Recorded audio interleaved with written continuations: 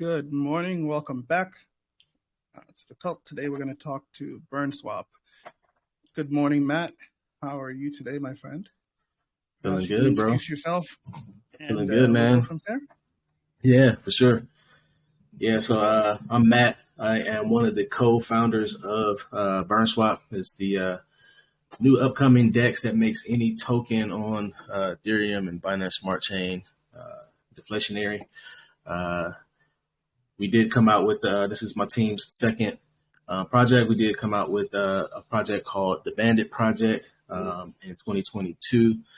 So we have been doxxed. We have previously KYC'd, done audits, developed some trust within the community, and we're looking to launch our second project, BurnSwap, and just putting more emphasis on utility and try to provide something special for everybody in the crypto space. I like it. Okay, so let's start with simple. Tell me what the premise of BurnSwap is. Like, give me the elevator pitch. So essentially, it's a layer 2 DEX on top of popular exchanges like PancakeSwap, Uniswap. So, there's already a level of trust there because we're just building on top of these, DEX that have been around for a while now. And what we're doing is we're adding a small fee, of 0.5% fee on top of their exchange fee, and we're taking their tokens and burning it. So when you make a swap, if you're swapping USDC for BNB, both of those tokens are being burnt along with our native token, the Burns token. So we're making any asset that is swapped on there deflationary. So overall, taking out that supply, hopefully increasing the price over time. And we're also making our native token BurnSwap deflationary as well. Okay. So do you want to break down the tokenomics for me on that one? Yeah, for sure. So let's talk about the tokenomics of the Burns token. Okay. So there is going to be a starting supply of 300 billion tokens, all right, with a max supply of 1 trillion tokens. And again, everything that we're doing with BurnSwap is coming up with creative ways to burn the token, again, taking circulation out of supply out of the circulation and making it more scarce and hopefully increasing the price action. So starting out, 40% of our tokens are going to be allocated towards our swap. 50% are going to be allocated to the staking pool. So we do have a staking rewards pool where we're incentivizing investors to burn their Burns token and in exchange for getting staking rewards. So that's going to be a cool way to, again, take tokens out of supply.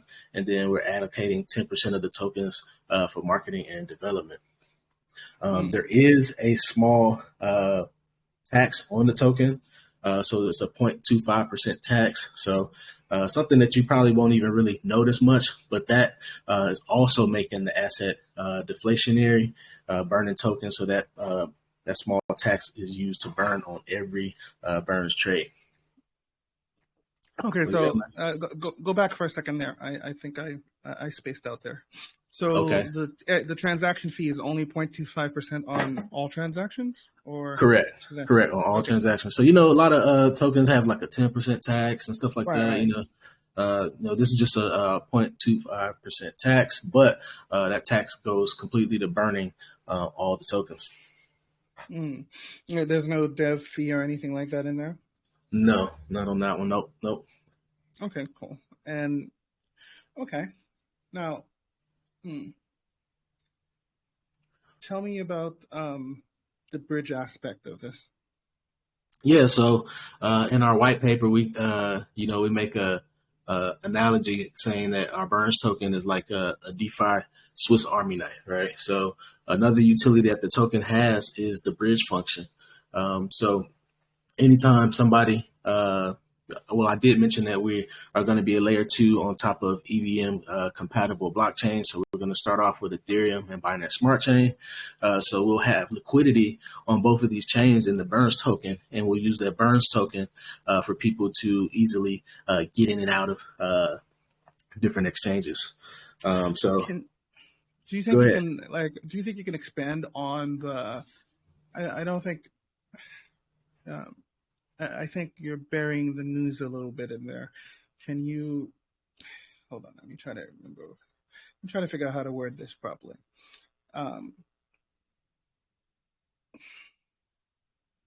Jesus, this is where my brain stops working. You have the way you have your bridge, right? You're going to have you're bridging native assets, right? You have something like that. Yeah, we talked about a slider or something before. Yeah, so we're going to be using the Burns token, right? But there is going to be a unique slider feature. So one common problem that we're solving with the bridge is having gas on the next chain. So like I've mentioned before that like sometimes I might not get into a project because it's a hassle. Like I have to bridge over and try to get gas. A lot of bridges use stable coins, so when you get over to the next chain, you don't have gas fees, so it's like it's just a headache. So we did implement a slider function where you can sell a percentage of your Burns token to have gas on the next chain. So yeah, that's going to be pretty unique. Again, I feel like full disclosure, I've talked to Matt about this off camera quite a bit. So I think he's underselling that part quite a bit. He's not explaining it. I'm saying that wrong. So basically, normally this is why I'm really kind of excited about this project. So when you're trying to bridge something to another chain, let's say Binance, for example, you have BNB and you're going to ETH. Okay. So you have to switch your BNB to whatever else is compatible on ETH. And then you have to bridge it, and then you have to worry about gas too. What I really like about this is that it skips all that crap. I can have my BNB, and when I'm bridging it to ETH, you guys are going to have a little slider, and that little slider says, from 0 to 100%, I'm assuming. Yes. I don't. And basically, whatever I want to bridge over, I can decide if it ends up on the other side as fully ETH, or if it can end up as ETH, 50% ETH, 50% BNB, or whatever. I think it would be Burns. It would be Burns token. Yeah, so it still has to go through the Burns token.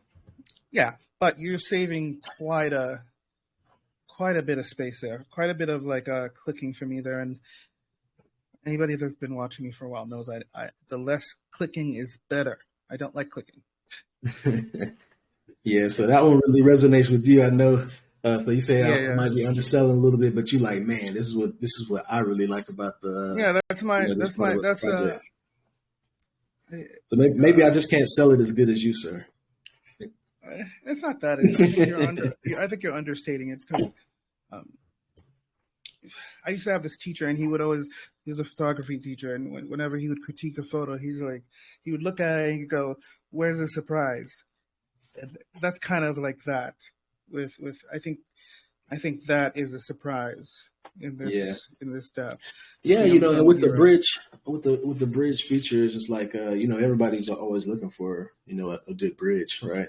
So let me do that analogy the right way now. So you're on BSC. You have BNB. You buy Burns token. You decide you want to go on ETH.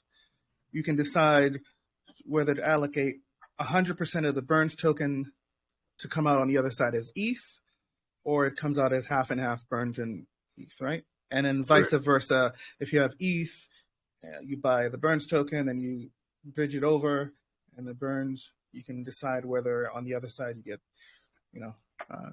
how much BNB, how much ETH. Correct. Okay, I like that. Yes, I like that quite a bit. Yeah, man, and hopefully, if the community adopts it, and just imagine the transaction volume in the Burns token just going in and out just for the use case of the bridge. Mm-hmm. I think that I like the DEX. I think CZ tweeted something this morning that we need more DEXs.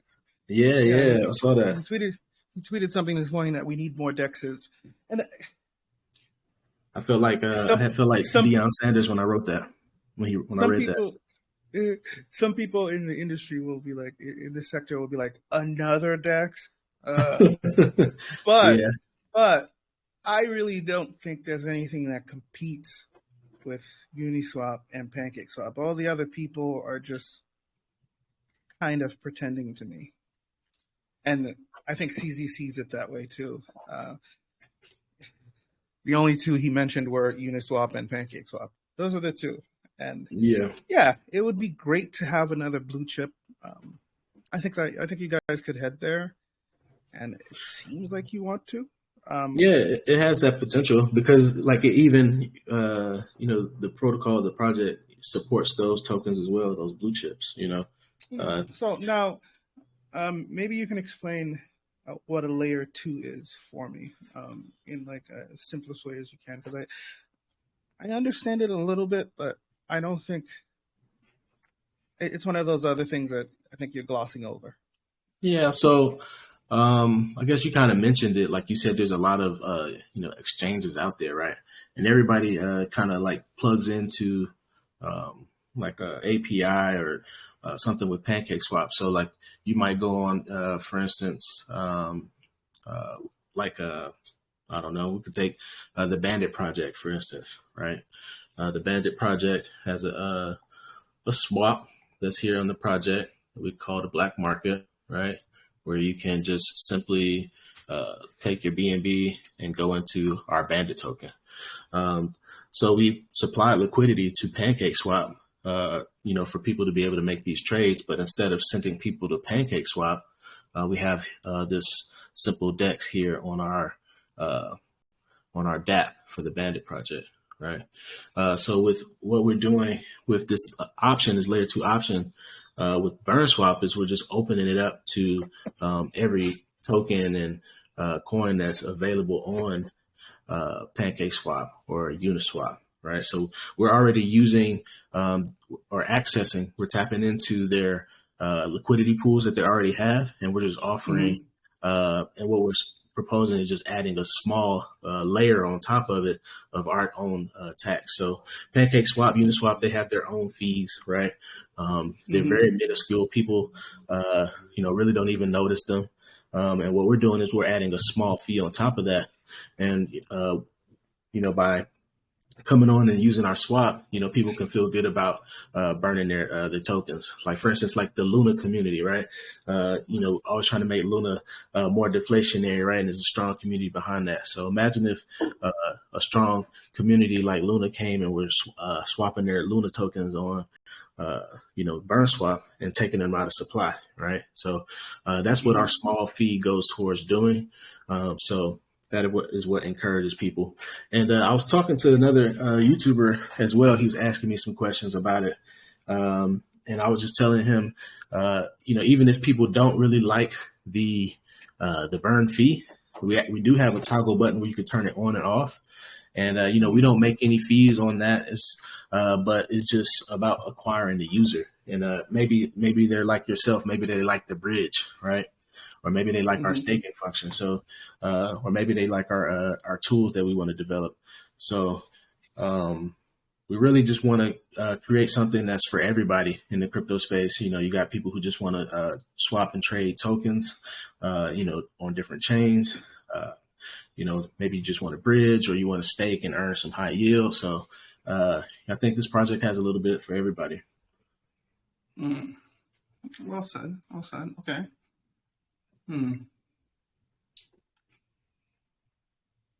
So unlike, for example, actually, I don't want to call out any names, but I know some DEXs, when they launch, they're completely independent of PancakeSwap. So the cool thing about you is, so I'm trying to imagine, would it be better for a project to list on your DEX, to add liquidity on your DEX? And if they do that, is the liquidity then, that's self-explanatory. The liquidity wouldn't be on PancakeSwap then, right? Well, the thing about our DEX, initially we do have the capability to do that. But with PancakeSwap and like a Uniswap, they've been around for so long, right? So regardless, there's some level of security there. So for like another project's token to be listed on our swap, they wouldn't even have to provide liquidity to us. They could just go ahead and provide it to PancakeSwap. And then we can still have that data to pull it up to exchange on our swap.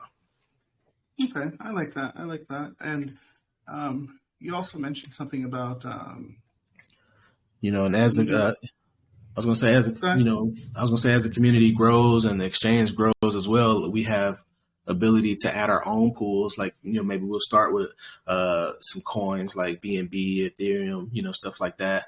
And when people swap in and out of those coins, they'll be using our liquidity pools, which will reduce fees a little bit as well. But it'll be versatile where you can go in and out. So, maybe we can have a few like pools like I mentioned, and then if we don't have those pools, on our liquidity, we can access PancakeSwap and Uniswap. So it's very, very fluid, very flexible what we could do, being like a layer 2 solution. That's interesting. And I'm still trying to figure out, forgive me for staying on the subject too long, but I'm still trying to figure out. So if they do put the liquidity on, it's one way though, right? It's not vice versa. If it's on Pancake, you can access it, but if it's on us, it won't be on PancakeSwap. Correct. Right. Okay. But that really doesn't matter. And okay, so then does that make the transaction cheaper for the? Does that make the transaction cheaper for the user if the liquidity is on your DEX? I would imagine so, because it eliminates the PancakeSwap fee, right? Yeah. So well, we really wouldn't really encourage projects to add liquidity on our DEX, particularly if we did use like those pools. Like I mentioned, it would probably be more of a stable coin pool, like where the project has earned this amount of money, and maybe we have, a few $100,000 in BUSD, right? So now when people come and trade using BUSD, the fee goes to our pool, right? Instead of using the BUSD off of PancakeSwap, right? So that's how we might use that use case. But on the flip side, as far as the projects are concerned, we would encourage them to use PancakeSwap, just because it's a little bit more security on that end. That the project being a project owner as well, like I would rather put my liquidity on PancakeSwap. The Burns token is going to be staked on PancakeSwap, so it just makes more sense for the project to have their liquidity on like a PancakeSwap or a Uniswap. Okay, tell me about the staking. The staking. So the staking is a really cool way to incentivize users to burn the Burns token. So we're telling them, hey, you can earn this high APY. It's going to be crazy APRs out the gate, right? To really catch people's attention. You can get up to 1,096% APR, which is about 3% a day. So if you're getting this thing early, then you have a chance to make some really cool gains in the Burns token. But what you have to do is you have to burn your token. So you can stake either BNB, ETH, or the Burns token itself. And so any ETH and BNB that is used to stake, we're going to take 80% of it, and we're going to buy and burn the Burns token. So I think that's really bullish. We're going to take 20% and use it for external revenue purposes to, stake in other protocols and bring some revenue back to our staking project. And 100% of any Burns token, of course, is going to be burnt and sent to the burn address. So again, we're just encouraging people by staking their funds, possibly receiving some high fixed APRs on their stake. They're going to be burning a lot of the token, right? So you can stake anywhere between 7 to 500 days. It's kind of like a ladder staking model. So you can have as many stakes as you like, but each stake might have its own fixed APR. So if you only stake for maybe 30 days, the APR that you receive on that first 30-day stake could be different if you stake after that. So there's an incentive to get in. Well, as always, there's always an incentive to get in sooner the better. Correct. So the way that the fixed APR works is based off the stake circulating supply. So I did mention we're going to be sending 40% to our swap, right? So from that 40% and what's in people's wallets, right, the percentage of that is staked, then you can see on our chart here what you may get. So up to 1% staked, we'll get that fixed APR, right? And just for sustainability purposes, of course, this goes down as more people begin to stake. So once it gets to 14% and up, it comes down to 18% APR. So, again, just encouraging people to get in early. There is a risk factor with that. So, of course, maybe staking for longer if you want to stake for like the max for 500 days, right? Obviously, there might be some risk in that because you don't know where the price of the token and the value might be after that 500 days. But, you're also earning a high yield for that period of time. So it can really create some different, game theory on how you might want to approach it. Now, with this, for example, if I do 500 days, like I know some staking protocols that let you claim your gains in between. Are you going to do that as well? So there is an emergency in stake feature. So the emergency in stake feature allows you to end the stake early. If you do it before the halfway point of your stake, so like if you needed the funds like before 250 days, if you did a 500-day stake, right, you would just get your initial like investment in the Burns token. You'll get that back at the halfway point, right? So like maybe it's hard to say because it's going to be in token quantity rather than like dollar value what you get, right? So the price could have gone up at that halfway point, or maybe the price has gone down, but you get your initial investment in tokens back after the halfway point. And then from there, if you were to stake after the halfway point, the stake actually accrues the interest, right? So after that is when the interest is accrued. So you have to wait at least to the halfway point. Anything before that, you're gonna be losing values, which is getting burnt, right? So we did want to put emergency in stake feature in there, but if people want to unstake early, we kind of put that penalty in place. Okay. You mentioned external revenue. Can we go back to that and stay there for a minute? Tell me about that.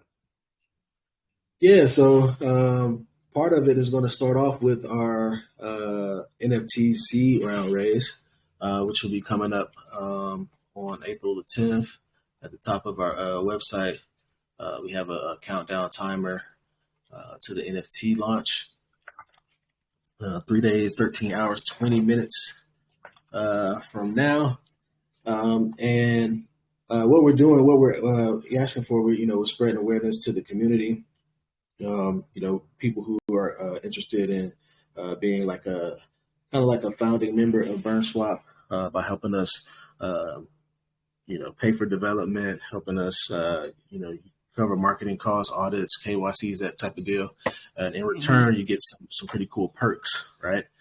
So one of those perks is the external revenue that we're talking about, where we'll be taking a portion of the funds that we raise, and we're going to invest in other protocols, right? So that will bring some passive income for those funds that we were to stake, and then we can take a portion of those and give it back to the NFT holders. Okay. Well, then I have to go to the NFTs. I forgot about those. Okay, yep. So definitely got to talk about the NFTs for sure. Okay. So let's go back again. Can you tell me? Can you be more specific about external revenues? Because it feels I know you can't give me spoilers, but can you give me some examples of your idea of external revenue? Yeah. So, I mean, I guess we could take PancakeSwap, right, as an example. So, like, PancakeSwap has, farms and pools, right? And it's a protocol that's been around for a while. So we could take trusted protocols, right, and use their features like their farming pools and stake and earn additional yield. And then from that yield, we could share it with the revenue holders. And that's only NFT, right? Correct. Okay. So these NFTs will have some pretty cool value from that alone. Yep. And with I mentioned we'll be taking a portion of the Burns token or the BNB and ETH staked in the staking protocol. We could use that towards increasing our positions in those revenue sources, or we got some pretty cool ideas on development and stuff that we can share with the community going forward. Any partnerships? Yeah. We're definitely we're in talk with a few people. I don't want to necessarily say on the AMA just because some things might necessarily go through. But we are, like I said, finding creative ways to grow our community. So we did have a partnership with Quantic Finance that we announced, where we partnered together and we acquired their holders to strengthen BurnSwap. So we're going to be giving some of the Quantic holders some of their value that what they had in Quantic, and we're going to be rewarding them in BurnSwap, raising some awareness there. But that merger allows us to grow our community and spread more awareness, market and really sell out this BurnSwap C-Res. Yeah. Okay, that's interesting. So tell me more. So what was I like that idea. Do you plan on doing more mergers, or is that another spoiler? Is that what I'm trying to get at? Is that going to be a usual thing, or is this like a one-off, or can we expect you to just keep on plucking these little things and add them into the umbrella?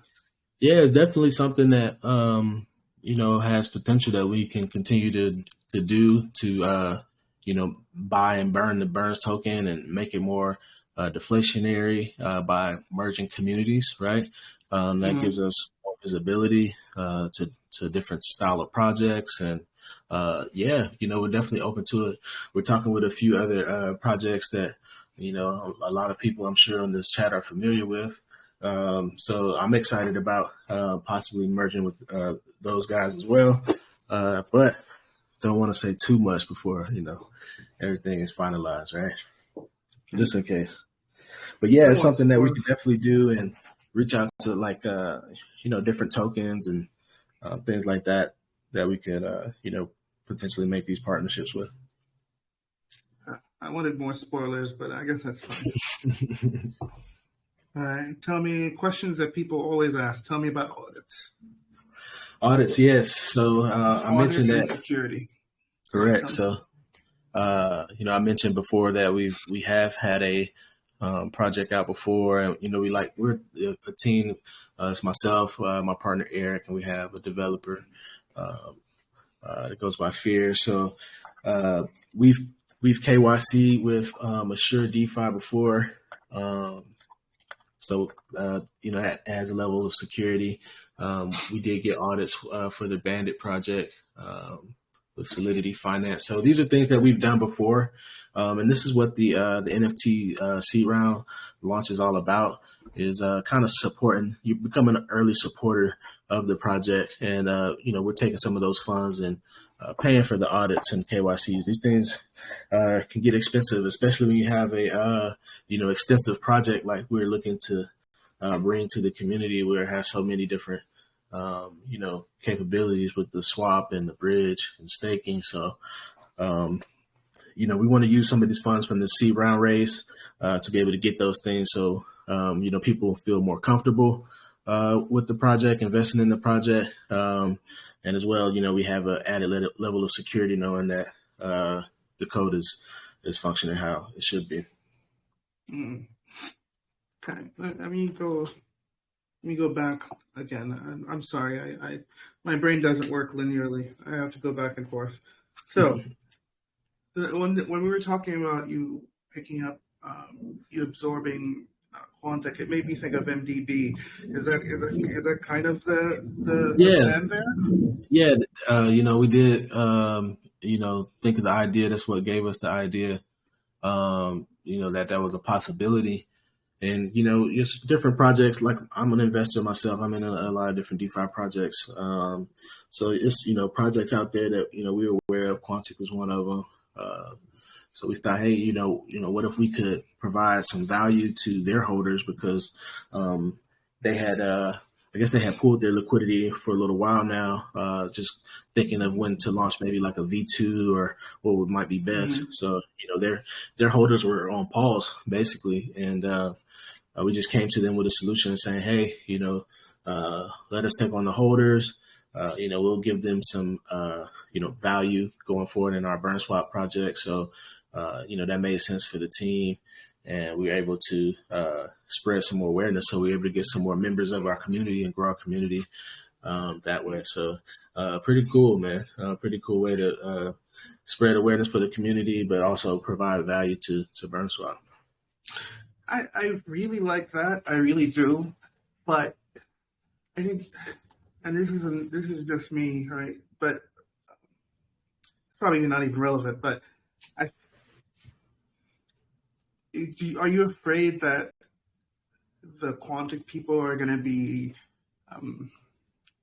bitter or antagonistic? Are you or anything like that? Yeah, have you thought about that? Because it's pretty. I like it. Like their project didn't necessarily go to the moon. So they might have some resentment there, but you guys are coming in and like the knight in shining armor. Yeah, we're coming to save the day. Yeah, like Mighty Mouse, here I come to see the day. Yeah, exactly. I don't shy away from it, man, because it's good. Like right now, we're growing the community, so when you come in, right, and people are looking at projects, right, they see the chat, right? So you want to, I love it because it gives us an opportunity to answer questions in the chat, diffuse the situation. Obviously, they, maybe it wasn't going well for the project they're coming from. So, you gotta have some little tension there, but you come in, you welcome them in the chat, you give them a big bro hug, let them know everything's going to be all right. And then you gain some loyal supporters. But so far, people coming in and kind of they're like, oh, man, thanks. I get some value, They're kind of thankful, too. So you get a little bit of both. So I kind of look at it both ways. It just gives you an opportunity to, grow the community. And if you treat people right, man, and you're upfront with them, they usually kind of all right, it is what it is. So, let's see what this BurnSwap is about. All right. Again, full disclosure, I've known Matt for a little bit now in the space. I've talked to him a few times. We did the AMA for Bandit back in the day and all that stuff. Yeah. I'm sorry. Somebody's texting me. So Ron is DMing me and he's making me look like me. Sorry. Okay. Shout out to Ron. What was I saying? I'm sorry. Jesus Christ. Yeah, we're just talking about, people coming into the new chat room. Yes. Thank you. I swear to God, one day I'll be professional. So listen, okay. I guess my point is, what do you have to say to the Quantic people? What do you hope they take away from this? What's your message to the Quantic people after their dev kind of just took all their money and ran? Well, I wouldn't say they took all their money and ran. I'm joking. I'm joking. It's a joke. It's a joke because I know the dev and that stuff. Anyways, I'm just joking. Yeah. So what would you say to the Quantic people? I would just say, hey, look, you weren't getting any value. We're giving you opportunity. You can stake. You only have to stake for, as little as 7 days. we're giving them a credit, so the credit will go towards a stake. They can earn some additional yield on some holdings, so they're getting some value. They're not having to necessarily put any value in up front. They can earn 3% on their stake, so they earn some pretty high yields if they get in early, right? And we're just hoping to get their attention and start to use our protocol. Maybe they start using our swap, right? And we gain their trust and their the user base that way as well. So you don't have to be in there that long. Can I give you a list of all the shitty things I've invested in that went to zero, so you can go give me some? Ron wants to know how you're going to say he's going to run off with the money and not even mention his name. Jeez. It's just an inside joke, people. I'm sorry you're not into it. You don't know. It's not my fault. It's not my fault you weren't here. Anyways. Ron block. Block.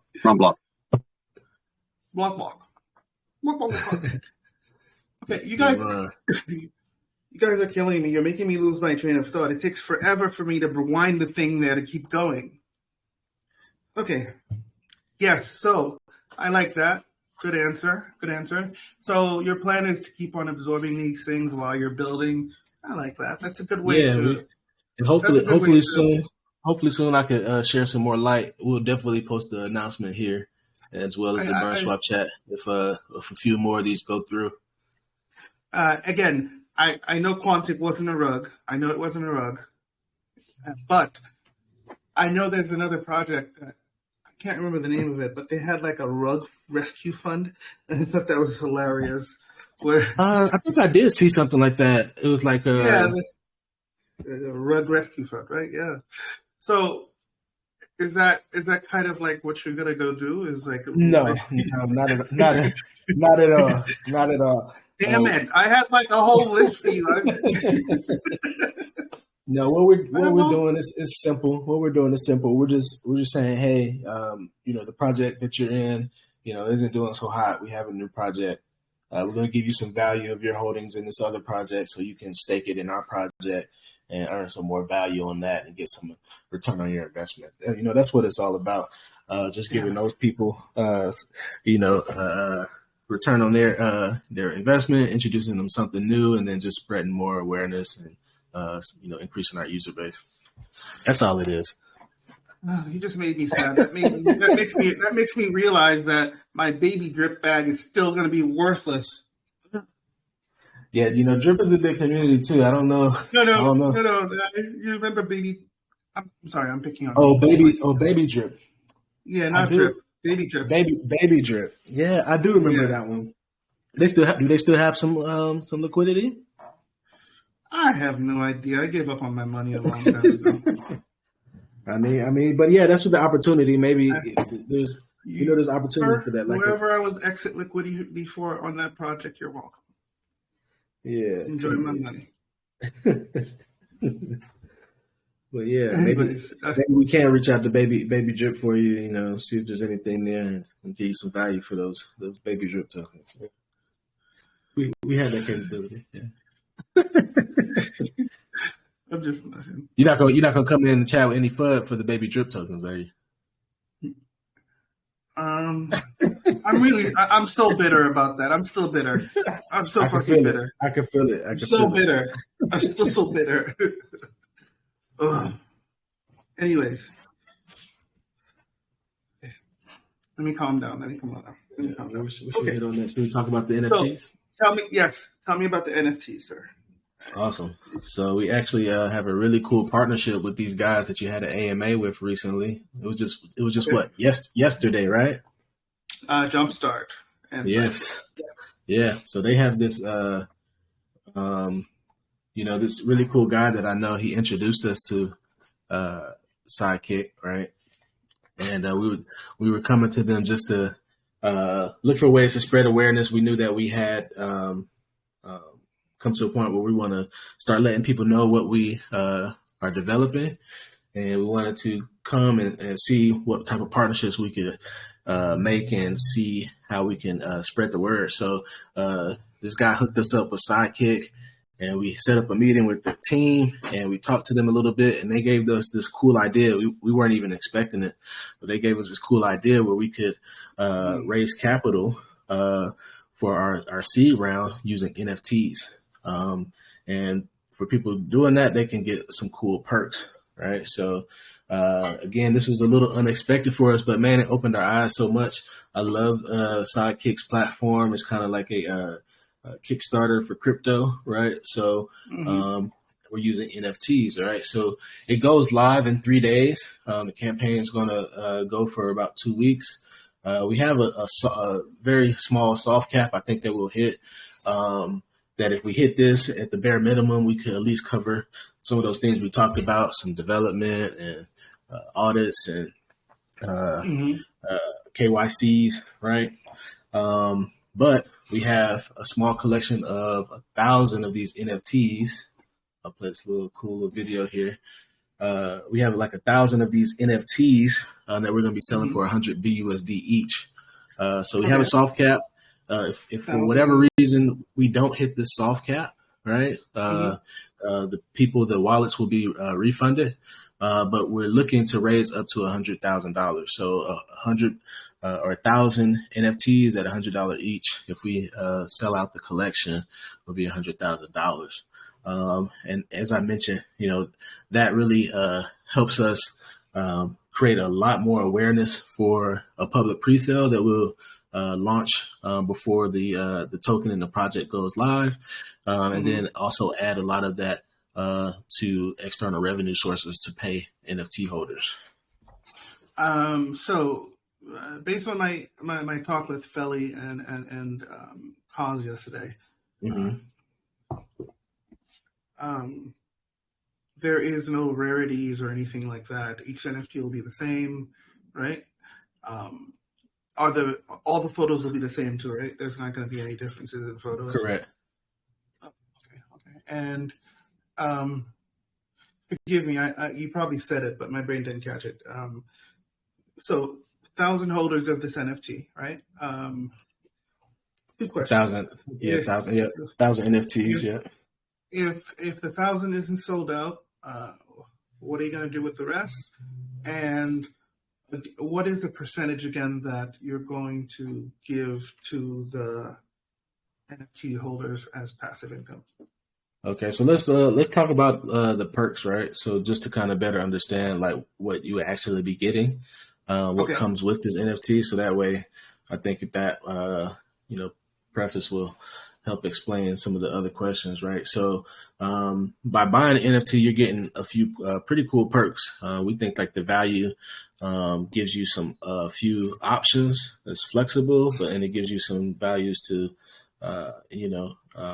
make some passive income. So the first is a stake booster, right? So each NFT will serve as a stake booster. You can use it one time on a stake. So I mentioned that you can already get up to 3% a day on your stake, right? We saw the chart there, right? So now imagine you're getting extra 0.5% a day on a particular stake. So if you really, true DGen, you want to stake 500 days, get that 3%, and you got an NFT, you get added to that stake and earn 0.5% a day on that.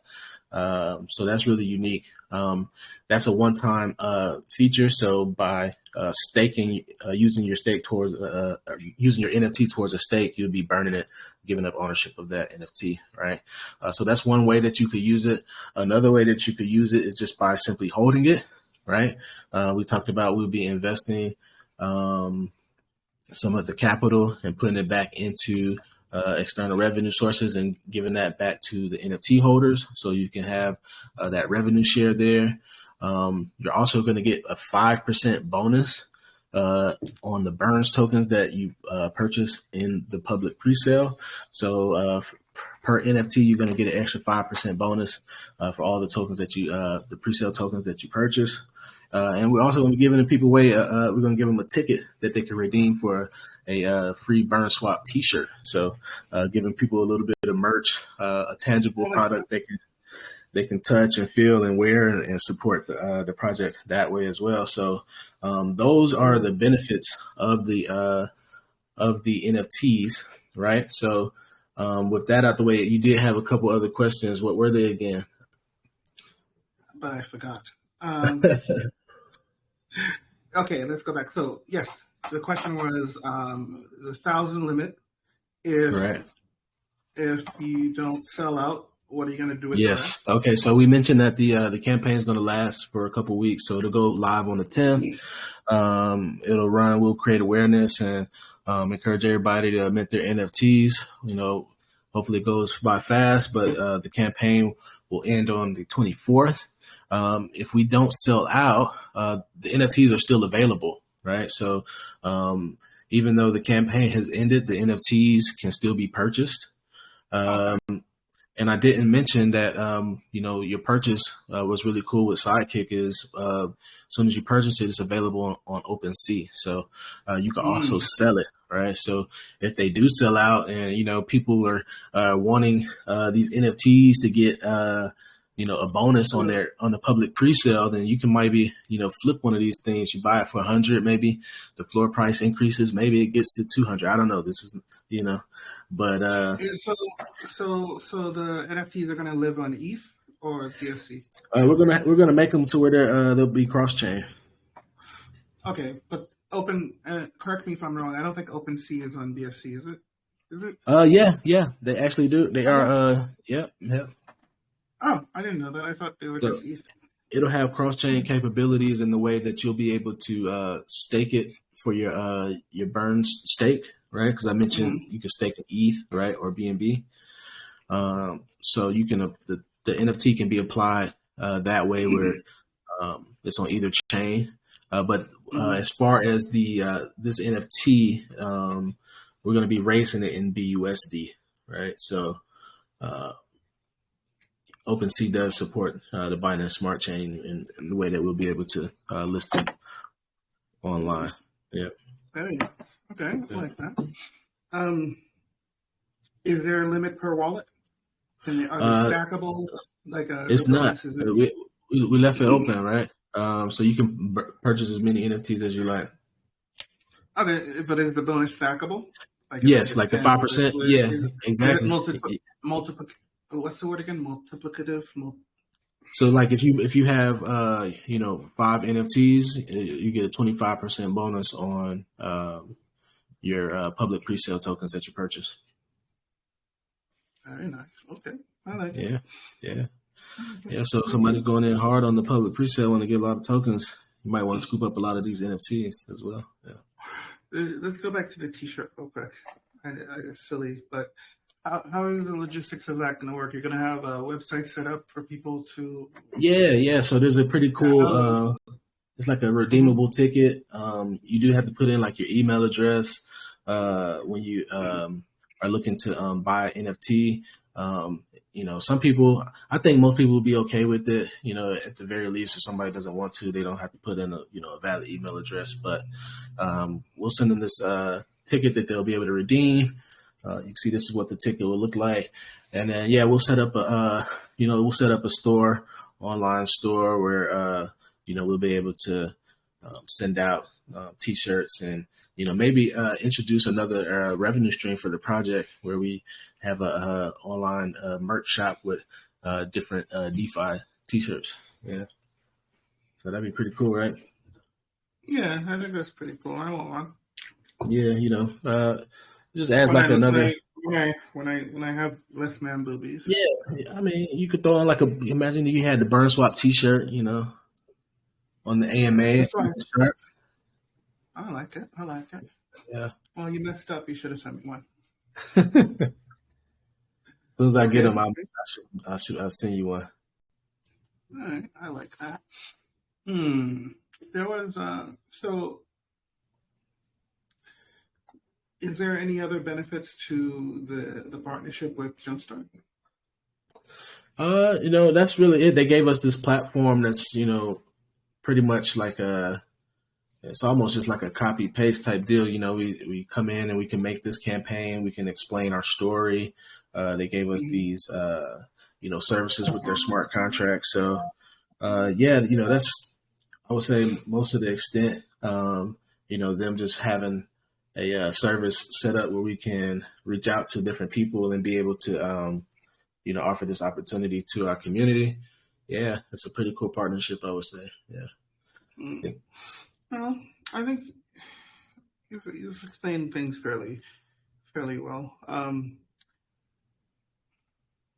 If you'll indulge me, tell me. I want to know more about the team. To be honest with you, because Okay. projects are projects are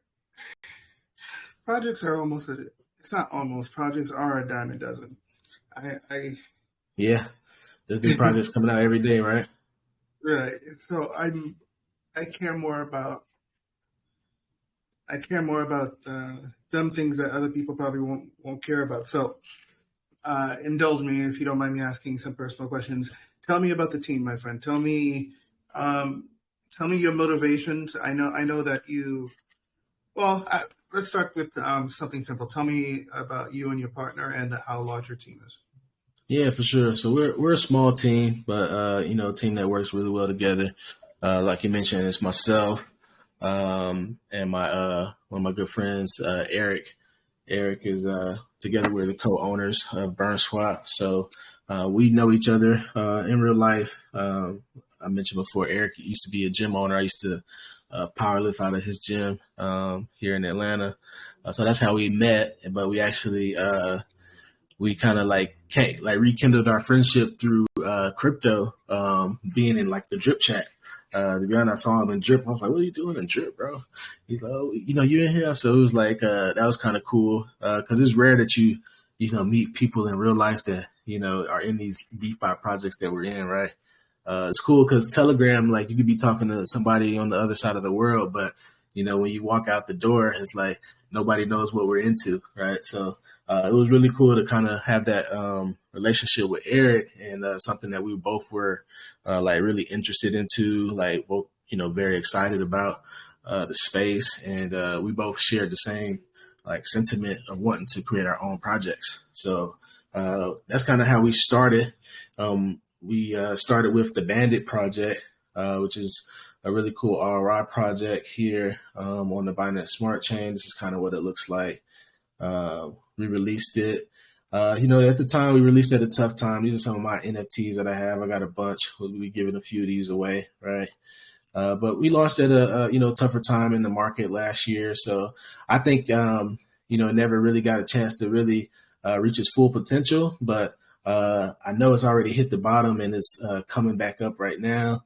And so it's a project that that we've gained a lot of experience with. It's a fun project to interact with. There's a lot of potential for it to continue to grow. And we've actually got a lot of recognition amongst the space for being like a trustworthy team, for not rugging on the project.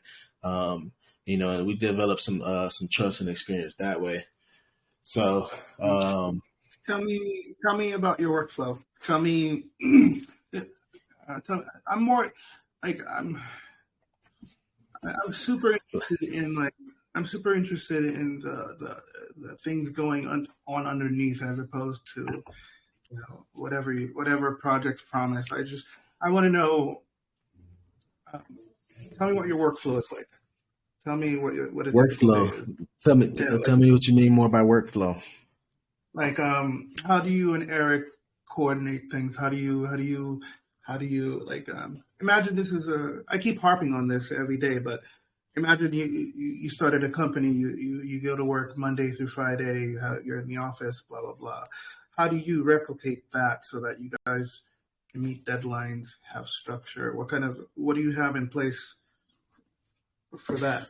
Yeah, a lot of it to be honest kind of starts more as like a really good like friendship, so we talk to each other naturally, on a daily basis. So that's really easy. So it doesn't even really, feel like work, like, cause it's fun for us. We're like, this is what we got to do. We got to knock this out. Hey, we got to talk to this person. It doesn't even kind of feel like work, but just because we have that relationship there, like we communicate frequently. So we're on like Telegram all day, chatting with each other, probably make a few phone calls a day, just kind of updating on what's going on, that type of deal. So as we continue to grow, maybe we add more members to the team. Like, we can have more of maybe like a corporate structure or something like, of the sort. But what makes it really easy and what makes us a good team is that, we can leverage each other's skills and just depend on each other to bring our ideas to life. So, you have different skill sets, like, for instance, like this graphic here, this is something that Eric was able to create, really quickly when we were making this campaign, right? So that saved me some time for having to, find somebody, an artist, or, do this type of deal to be able to, create this image and have something nice for people to look at to represent our brand well, right? And then on the flip side, myself, I word the story and, create the, the campaign and talk about different things like that. So we kind of work well together as a partnership to, bring things to life. We do have our developer. We come up with some crazy ideas. We have also some network groups, some brainstorm groups with people who are in the space, and they come up with crazy ideas. And we talk and take different pieces of those, what, people are looking for. And then we have a developer. He brings those ideas to life. And so, between the three, we make a pretty good team. So we get a lot of work done that way. What? Okay. What's your end goal? What? Sorry. What's your 5 years from now? What do you want? Like, when you're looking back, what do you hopefully just really creating a community, man. At the end of the day, I think is what's really important. Just creating a network of people, because it doesn't matter what you need in this world. Like most of it, like if you need something, it's going to come from some type of connection or relationship, right? So outside of crypto, people have jobs and careers and connections to other things, and you never know how you might leverage that. So just overall, just building a strong community, a community that trusts you, right? That's powerful as well. Just building something where that people can, know that you do them right by, and just leveraging that to do whatever, endeavors I might have, man. I have a lot of ideas. I can't tell you exactly in 5 years what I might be wanting to do, but I'm sure if I could leverage, this project where, people have come together and we've, made income together and we've, made the space better and provided utility to the space. And this is a project that people love coming to and interacting with. And you never know the type of connections that you make from those relationships. And I think that's overall the end goal, is just building a strong community that people can come and feel welcome, no matter what they might be into, right? We want to welcome everybody. I like that. Okay.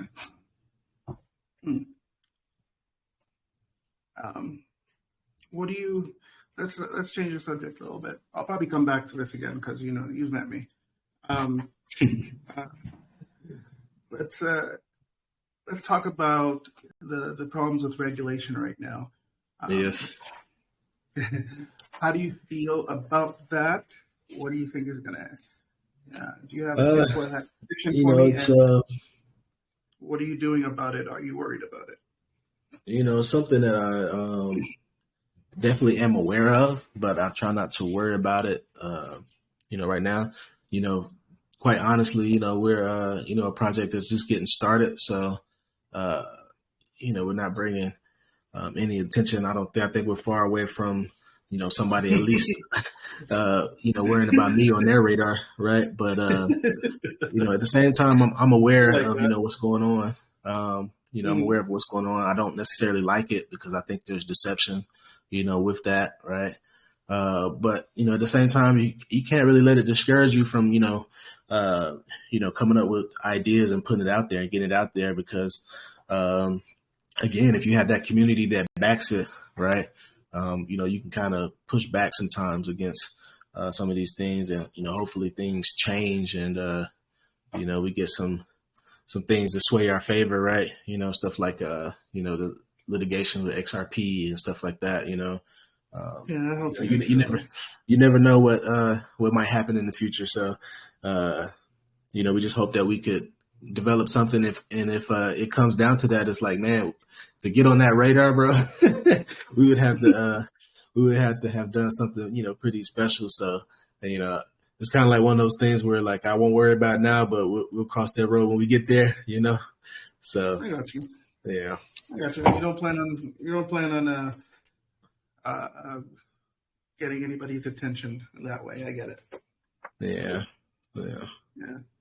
It's like I get it. Okay. What are your I think my problem with this particular AMA is that I know you know too much information. Yeah, I think that's the problem. I think that's the problem because I've normally try to when I do these AMAs, I try to do like a snapshot of whatever it is. I'll take a quick look at it, but I won't go in depth. That way I can actually have questions to ask. But with this one, it's hard for me too because I already know all the answers. I feel like I'm leading you on instead of you leading me. And especially about the bridge part. That's cool. That's gonna save me so much goddamn time. Yeah, I know you love that bridge. Yeah, and that's what's cool. Yeah, we've talked to. Go ahead. I was gonna say it's funny because we have different relationships and connections with people like you and other people who've been in the space. Like we were joking about Ron earlier, right? So you like the bridge, right? But I was talking to Ron, and then Ron was like, "Oh man, I love the staking," right? And we talked to like crypto Phil or somebody. We send voice messages back to each other a lot. And I talked to crypto Phil, and Phil loved the swap. He was like, "Oh man, you burning tokens?" He loved the swap. So it's like it's different things that people might be passionate about. It's a few different components of the project. So I know you love that bridge, though. Yeah, going back to my earlier reference, that's my surprise. If this were a picture, if your project were a picture, and I looked at it, the bridge would be the surprise for me. That's my surprise. Yeah. There are a couple other things. I think I've left quite a bit out, or we both have. Can you tell me what I don't know. We've talked about, let's see. We've talked about swap, talked about the Burns token, the bridge. Oh, that's something that we didn't mention about the Burns token. We are going to use it as like a governance feature as well, where Burns holders, as we come up with different ideas, we're going to start off with like BNB and Ethereum, but maybe we want to get on to another chain, right? I know there was a couple chains that are popular right now, like maybe ARB, AVAX is another chain, Polygon, somebody asked for. So we can hold like a vote and see what the community wants, right? We kind of include them in that decision. And that way, as we grow, people feel more, a part of the development process and the growth of the Burns token. So that's a pretty cool way. Another utility for the token that we didn't talk about. But other than that, man, I think we covered a good bit.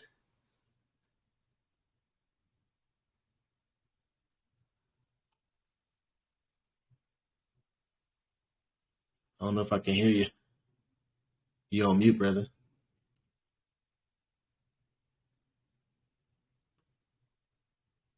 Take yourself out. Try to talk now. Yellow. There we go. You're back. Okay. My desktop is messing up today. I don't understand what's going on. It keeps on freezing on me. Anyways, what do you think about all the rugs happening, and what do you think we can do about it? And what do you think you as a project can do about that? Do you think you can do anything to help, like change that culture, I guess is the right word? Yeah, I guess just leading by example is one, right? And then being able to offer like a different service. We kind of talked about being able to acquire different projects. So maybe like if it's not going so well, as a dev, you come out with these projects, you put a lot of work in.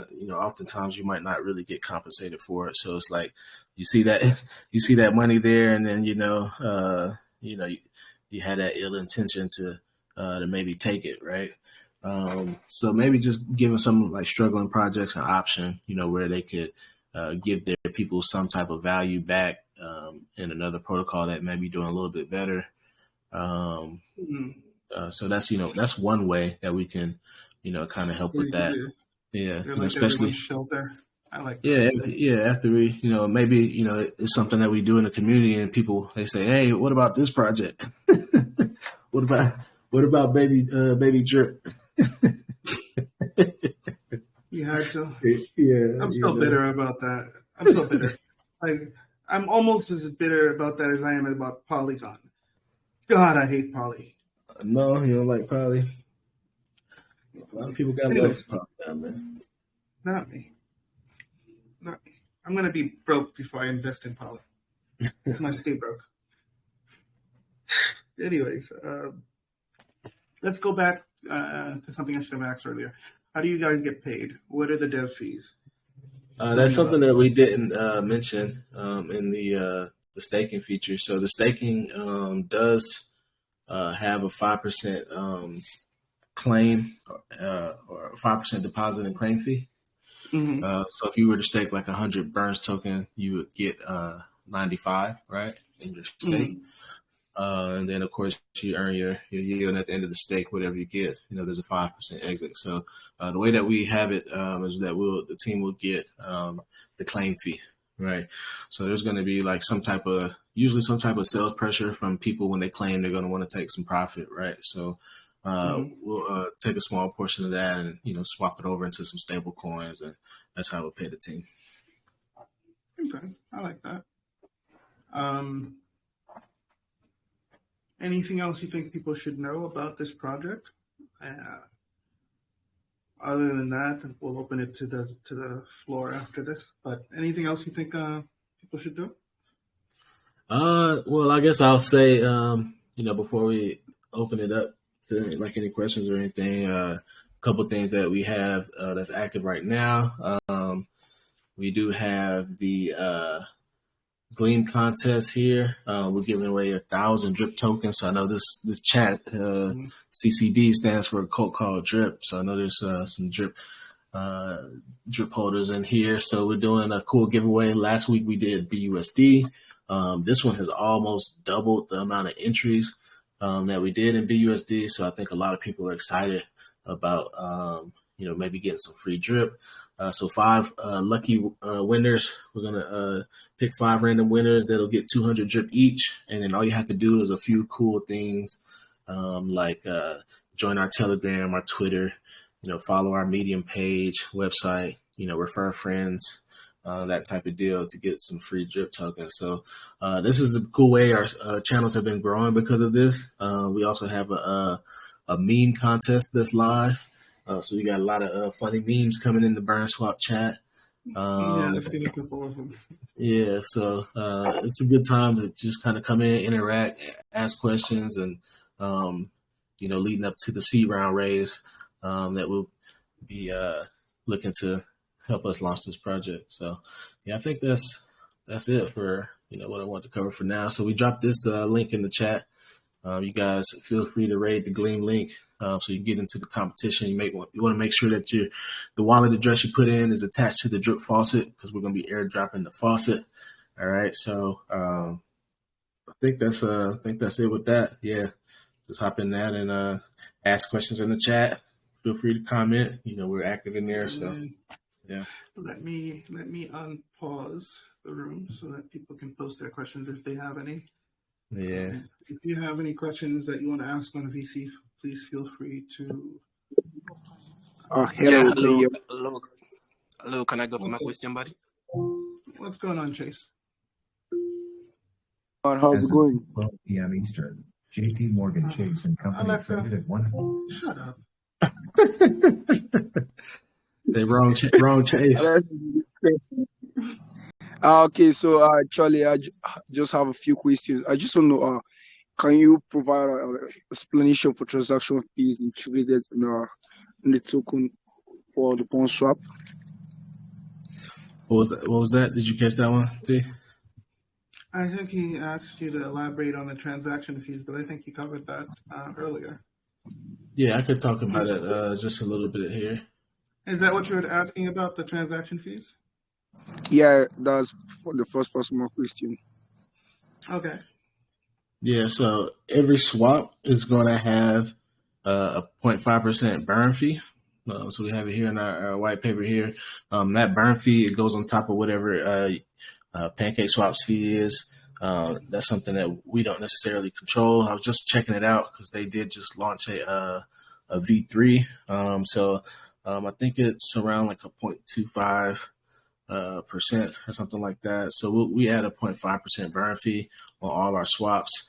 I did mention that you could also toggle that burn fee off if you just didn't want to use it. But the way that we split up that 0.5% burn fee is we're going to split it in three ways. So the asset that's getting bought, the access that's getting received, and then our native token, the burns token, we're going to split it three ways and burn a portion of each of those tokens that equates to that 0.5% burn fee.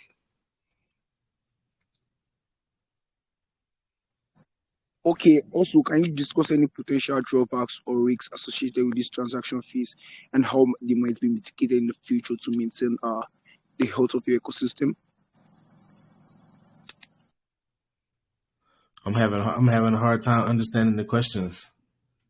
So you were asking, I guess, could you try to ask the question again? I'm sorry. Okay, I was asking, can you discuss any potential drawbacks or risks associated with the transaction fees, how they might be, how you guys might be able to mitigate those risks in the future to maintain your ecosystem? Hope you understand my question, man. So you're asking like what are some of the drawbacks or risks that might be like associated with using the swap? Is that what you're asking? Yeah, that sounds like a chat GPT question. Yeah, GPT has been popular, hasn't it? Well, that's to kind of answer the question, I guess like some of the maybe some of the risks with using our swap. That's kind of goes back into why I mentioned that we are a layer 2 solution, right on top of PancakeSwap and Ethereum. So we're actually going to be accessing their liquidity pool. So we don't own any of the liquidity pools per se. We're just adding a small fee. So people that are using the swap are going to feel good about actually using the swap because it's going to be more of a thing where they're burning the tokens. So they're coming to use the swap more as a purpose, with the purpose versus, being more concerned about a risk. So I would say that it's it's as safe as you might view PancakeSwap or Uniswap. I guess I'll put it like that. Oh, it is, since it's a layer 2. Yeah, because the security is coming from the underlying. That's how layer 2s work. Yeah. So Any other questions? Everybody in the chat should be unmuted. And I got distracted. I did not. What is wrong with me? I ask my wife every day what's wrong with me, and she's like, I don't know.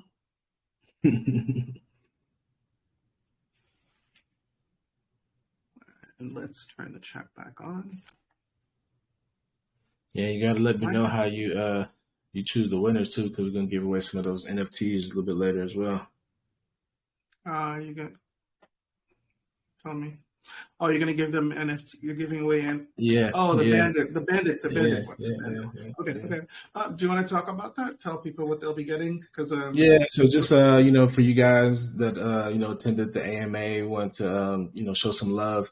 As I mentioned, I did have a previous project that's still functioning, so we're always going to support our projects. So this is another way that we can support it, and so I'm going to be sharing some of these NFTs with a few lucky people. They have about $150 in value. For the NFTs. And these NFTs are unique where they earn you a daily percentage in our bandit tokens. So they have right now about $150 in bandit tokens that you can compound and earn 1% a day on or claim and get a percentage back on your the bandit tokens in here up to 200% in bandit tokens. So just a cool way to expand and show our awareness for our development, what we've done in the past, and reward some people for being onto the chat. I like it. And if you could post a couple links to that.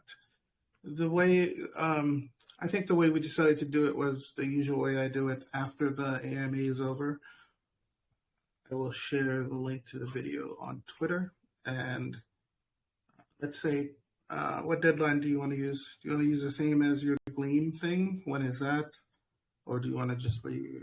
I usually do it like 24 hours or 48 hours. Okay, that you pick a person. That's how you normally do it. Within 24 hours? No. I use the Twitter picker thing. Like, okay.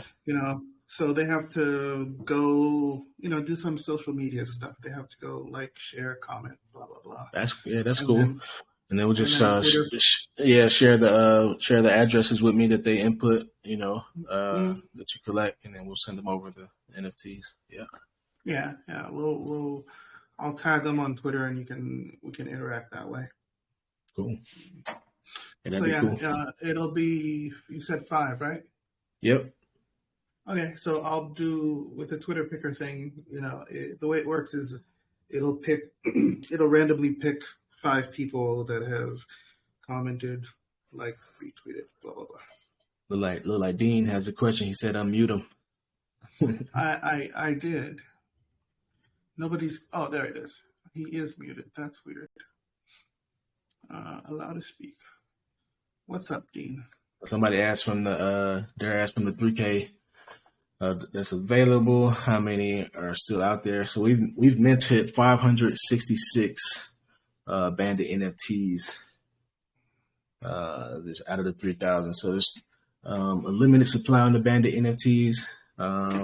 So once these 3,000 are gone, of course, that'll create some scarcity there as well. Yeah. Dean, you're unmuted, sir. You should be. Go ahead and ask your question, sir, if you're still here. I sees you. Also had a cool dice roll game. Yeah, that's You guys should look at Bandit. I still have my bag. You got the stash house on here. You got some BUSD. Yeah. Pretty cool. Yeah, man. Bandit project's really cool, man. It is. I like the branding too. Any other questions from the audience? If not, we'll bring this to an end. I'll stick around as usual for a little bit, and we'll go from there. Ron, did you have anything to add, Mr. Frack? No, Frack left us.